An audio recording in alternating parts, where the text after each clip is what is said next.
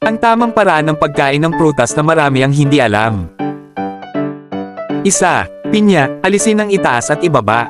Hatiin sa gitna, saka hiwain ng paalang at patayo ayon sa hibla. Mas malinis at hygienic. Dalawa, mangga, hiwain sa gilid ng buto. Maghanda ng tasa at kalmutin ang laman para makuha ang buong hiwa ng mangga.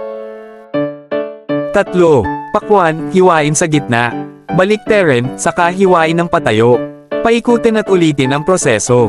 Unahin kainin ang pinakamatamis na parte.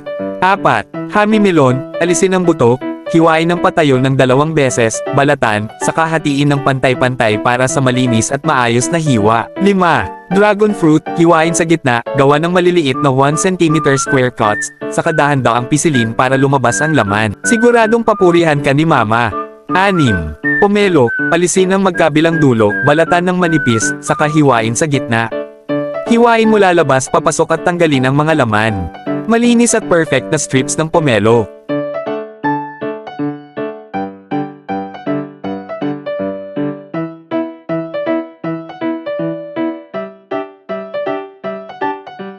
Pito, kahel, alisin ang itaas at ibaba, pagkatapos ay gawa ng pailas na hiwa, katulad sa video. Hindi mo na kailangang maghugas ng mukha pagkatapos kumain. 8. Kiwi, alisin ang itaas at ibaba, gawa ng pailas na hiwa, saka paikutin gamit ang kutsara para makuha ang perpektong laman ng kiwi.